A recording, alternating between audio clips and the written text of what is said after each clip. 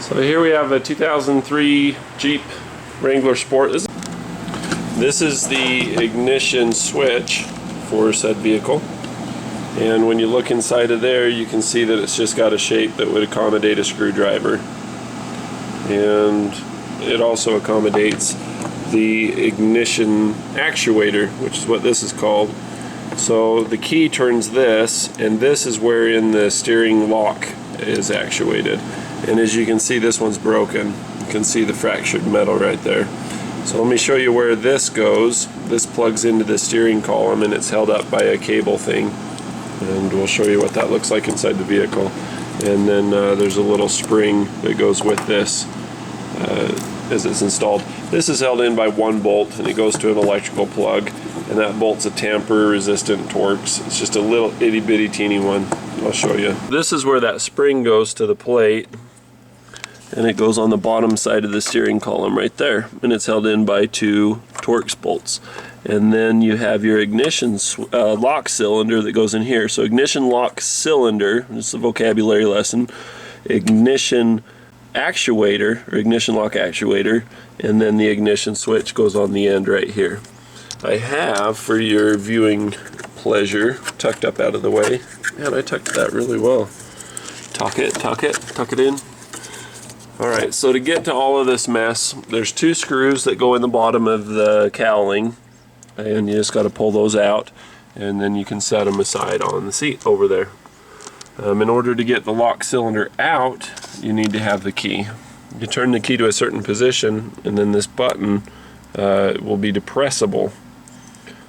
It's not prone to be an emo, but with the correct position, it's depressible. I hate my life. Emos. So once you do that, you can pull it out, and let me show you where that is. This is not going to be my best, cleanest video, but you will get the information that you're looking for. You can see that little square opening. So you turn the key forward 2 clicks, and you'll be able to push that button and slip this out. Then you pull the 2 bolts. There's one here, flare, another one over here, flare, because I only have so many hands. If I were an octopus, I'd be using a laser pointer in another hand. 3 hands would be about right. I think I could work it out with three hands. So to get this turn signal combination switch out of the way, we put this down in the low position and then lower the steering column. Once the steering column's been lowered, you use the same multi-Torx tool, but there's just the 2 bolts that go in the top, they're Torx. And so you pull this up, and once it's pulled up, you can see that little square post with a hole in it. That's where your ignition switch lives. Now, holding the camera and a flashlight in one hand and sticking my tongue out, this is where this lives. And it's just held in by one screw. And the end of this interfaces with this little guy. These are made by Dorman. They're an awesome company. They make all kinds of cool stuff so that you don't have to buy this whole cable and everything and the whole column from the dealership. In fact, the dealership locally actually stocks these. They're about $40. If you want the part number, I'll give it to you. It is 924-704. 924-704. I'll put a link in the description. You'll probably be able to get one on Amazon or something. But yeah, these are the little things that break off. And what happens is you have to replace the ignition switch at the same time when you do this job, because after these break, because that's just a stupid design. Come on guys, that's pot metal, that stuff's junk. But anyway, this will break and then this won't make contact all the way like it should. You ever vacuum your house and you yank the cord out of the wall, so you go to plug it back in, it makes a spark and there's black arcing on the contacts? That's what happens to this, and so both of these go bad. So it's generally a good idea to replace both of them. These are like $20. They're so cheap. I'll put a link for one of those on Amazon as well in the description. You might have to click see more. It's a classic name, Seymour. So this is how this whole setup works. So your ignition lock goes into this. We're going to show you both of those so that you'll believe us, me and the mouse in my pocket. So this will go into here, and it's all in a line. And so basically what the actuator does is it locks the steering column. It injects this little guy up into the bottom of the column through this little hole so that you can't turn the steering wheel. So yeah, there's that. And then the ignition switch, you can basically turn that by hand if you had to. But the downside of just leaving it apart like this is if the Jeep runs away with you, like Jeeps historically do, this would be hard to turn off because you can't just grab the key, so that's dangerous.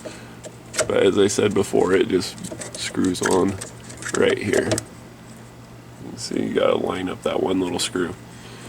What are the symptoms if you have this failure? The symptoms are, I'm so glad you guys asked that. That's a brilliant question. Kudos to you guys.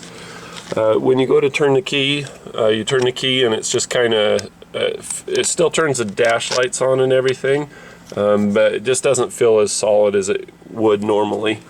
And you go to start it and there's nothing. It won't turn the starter motor over, and then even in situations where it does, after this goes bad, it doesn't give any power to the fuel injection system. What I did is I did a test, a Noid light test, where you pull up on the stupid Chrysler buckle, push in the button, wiggle it off. I hate these plugs because they never frickin' come out. And the plastic's so junky, they always break. Aha, I win. So you put a Noid light in there and crank it over, and it would start on starting fluid, which tells me that it has spark. I just pull these off and I just squirt it in there.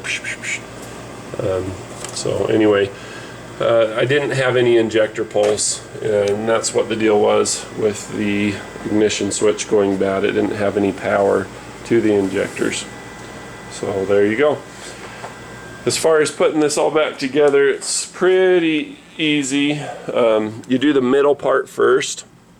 You put your spring in here and get it to push up so that this guy, because this will just flop around, you can see that that's just prone to rattle like that. So you put this into place, put the spring on there, put it up there, put your two screws in, two little torque screws, these little guys here.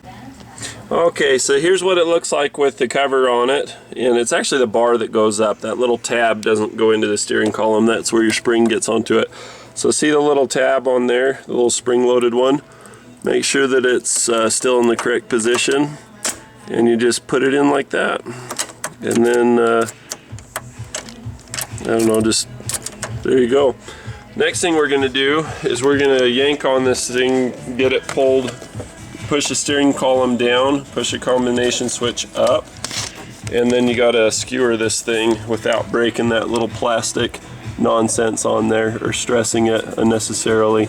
It's a good idea to have this unplugged for this part. And this has one of those stupid red things on, but you can get rid of that. They're pretty easy to get rid of. Make sure it's in the correct position. If it doesn't go on easily, don't force it. I think I got this turned back a little too far. So you just take a screwdriver and just turn it. Okay, so line it up this way so it's just like you were operating the switch. Yep, I was one turn to the back, I was to the accessory position. So take this, just work it in there. And it's got a clip to it. It's got these little tabs, so it takes a little commitment. You really got to push it on there. If you have two hands, it's usually a good idea to turn the key back and forth and kind of feel if it's in there. Alright, so there you are. There's your tamper-resistant torque screw in there. It's clicked into that white plastic. So we'll go ahead and plug this nonsense into there. There we go. And now, when we go to turn the key, dash lights come on, and it even starts. It's got some other issues, but this is what we're doing today. So the next thing we'll do is put the screws into the top of this. And as I said before, they're just Torx like this. No big deal. So there's just two screws there, two screws in the clamshell, and then two screws in that knee bolster, and we'll be in great shape. Boy, I don't know how much water I've drank today. Drinking. Etwas trinken.